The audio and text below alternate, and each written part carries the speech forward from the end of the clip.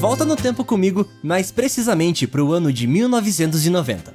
A gente já começou o ano pois no Grande Prêmio do Japão de 1989, o nosso querido Ayrton Senna foi desclassificado pela batida com Alain Prost logo na primeira curva, fazendo com que o francês se tornasse tricampeão do mundo de Fórmula 1.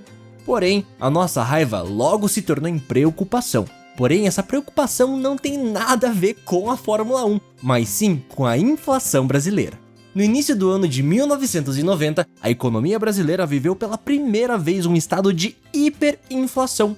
A taxa de inflação chegou a ser 56% em janeiro, 73% em fevereiro e 85% em março. No primeiro trimestre, uma inflação acumulada de mais de 200%, enquanto 32 anos depois, no ano da gravação desse podcast, em 2022, o seu acumulado do ano não passa de 10%. A inflação pode ser calculada através de diversos índices, e hoje a gente vai falar sobre o principal deles utilizados pelo IBGE para calcular a nossa perda de poder de compra, o IPCA. Mas o que é o IPCA? Como que ele é medido? Como que ele é interpretado? Bom, eu sou Gabriel Falck e vou te contar tudo o que você precisa saber sobre o IPCA a partir de agora, nesse episódio do Plano Real.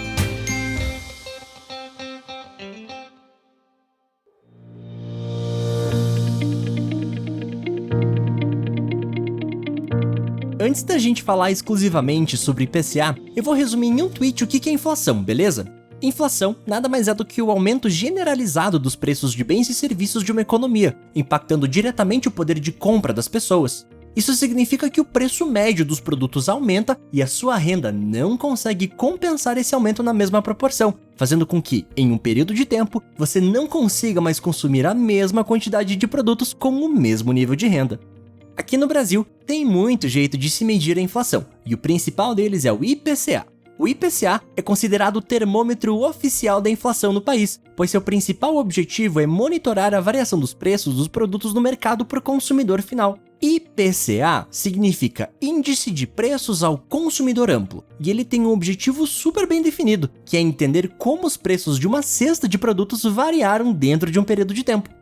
Como o Brasil é um país muito grande, com dimensões continentais, é praticamente impossível criar um indicador que consiga corretamente estimar a inflação para um país todo. Mas o IPCA quase consegue fazer isso, pois ele abrange 90% das pessoas que vivem em áreas urbanas no Brasil.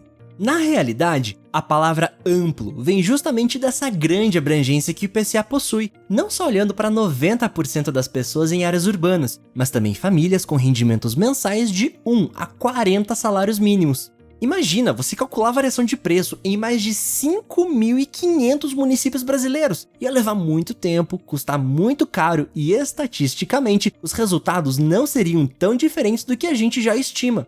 O IPCA olha para 15 capitais brasileiras mais o Distrito Federal, além das suas respectivas regiões metropolitanas. Nessas regiões, o IBGE faz o levantamento de cerca de 400 mil preços ao longo do mês, em algo aproximado de 30 mil estabelecimentos. Esse processo é repetido todos os meses para que possa ser feito um comparativo correto. Por padrão, o IPCA mede a variação de preços do primeiro dia do mês até o seu último, 30º ou 31º dependendo do mês. Por que choras, fevereiro, com seus 28 dias? Além disso, o IPCA considera as seguintes categorias no momento do cálculo: alimentação e bebidas, artigos de residência, comunicação, despesas pessoais, educação, habitação, saúde e cuidados pessoais, transporte e vestuário. Cada uma dessas categorias tem um peso diferente, sendo que alimentação e bebidas tem o maior deles, 23,12%, seguido de transporte, com 20,54%. Agora, a categoria que tem o menor peso nesse cálculo da inflação, acredite se quiser, é a educação, com apenas 4,37%. Se você ficou curioso e foi pesquisar esses percentuais, leve em consideração que eu tô gravando esse episódio em 2022, combinado? O IPCA, ele não é um índice novo não, tá? Ele foi criado lá em 1979 para medir a variação dos preços de um conjunto de produtos e serviços vendidos no varejo e consumido pelas famílias brasileiras. Além disso, o Índice de Preços ao Consumidor Amplo, IPCA, possui outras maneiras de ser medido, como por exemplo o IPCA 15 e o IPCA-E. Para o IPCA 15, a única diferença é o período de que a variação de preços é medida, que vai do dia 16 do mês anterior até o dia 15 do mês seguinte. Já o IPCA-E e esse E vem de especial, considera o valor da inflação acumulada a cada trimestre pelo IPCA 15. No episódio anterior do Plano Real, e se você ainda não escutou, por favor, volta lá e escuta, eu expliquei como funcionam as metas de inflação. E é muito importante mencionar que elas são estimadas em cima do IPCA. Esse índice de inflação que eu acabei de explicar é super importante para a economia brasileira e para a nossa taxa de juros, já que essa acaba sendo um dos principais instrumentos que o nosso Banco Central tem para controlar o nível de variação de preços do nosso país. Então, para fechar esse episódio do Plano Real, fica a dica. Ouviu a palavra IPCA? Então lembra que ele significa Índice de Preços ao Consumidor Amplo e serve para medir o quanto o nível de preços de uma cesta de produtos ou serviços como alimentação, transporte e educação variou em um determinado período de tempo. Então, para fechar esse episódio do Plano Real, se você ouvir a palavra IPCA, precisa lembrar que significa Índice de Preços ao Consumidor Amplo, e ele serve para medir o quanto o nível de preços de uma cesta de produtos e serviços como alimentação, transporte e educação acabou variando em um determinado período de tempo.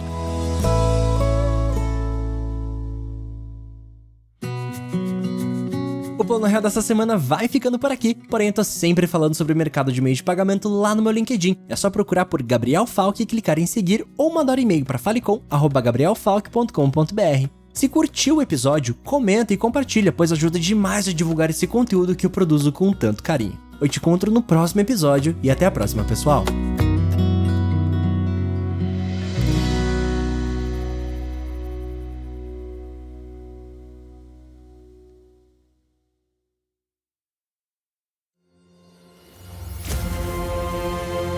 Este programa foi editado pela Grimório Podcasts.